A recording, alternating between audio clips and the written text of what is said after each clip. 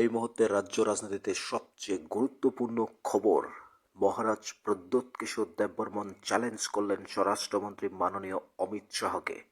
তিপ্রাসার accord implement না হলে বিজেপির সাথে অ্যালায়েন্স থাকবে না, সরাসরি বার্তা দিলেন মহারাজ প্রদ্যোৎ কিশোর। বিজেপির সাথে আর অ্যালায়েন্স থাকবে না।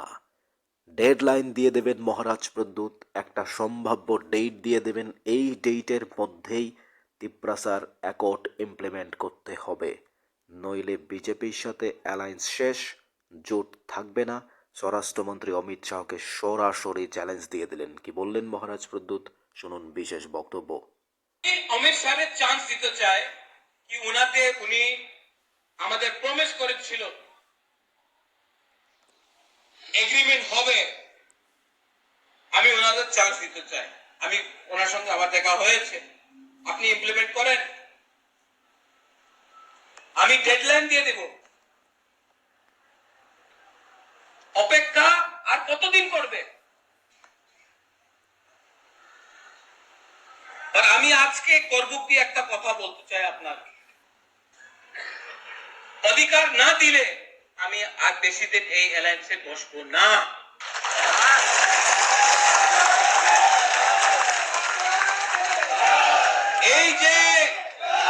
এই যে আমাদের ত্রিপুরা মাথা আছে, এই পার্টি নয়, একটা মুভমেন্ট আছে গ্রেটার ত্রিপুরা ল্যান্ড নিয়ে।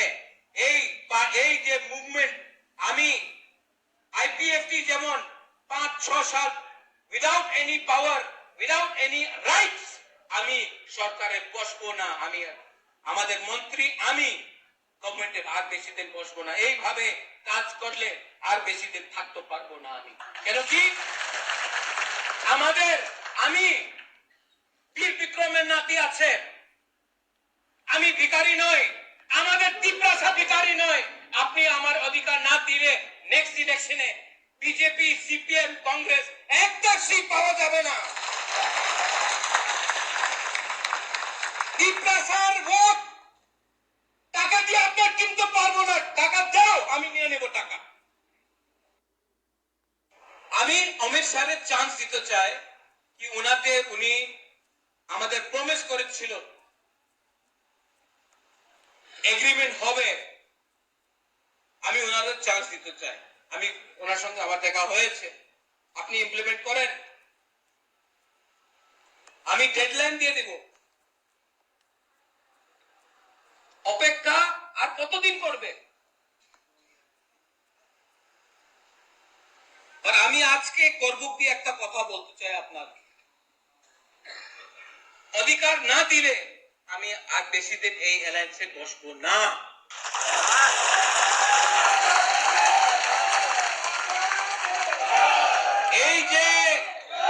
এই যে আমাদের ত্রিপুরা মাথা আছে, এই পার্টি নয়, একটা মুভমেন্ট আছে গ্রেটার ত্রিপুরা ল্যান্ড নিয়ে।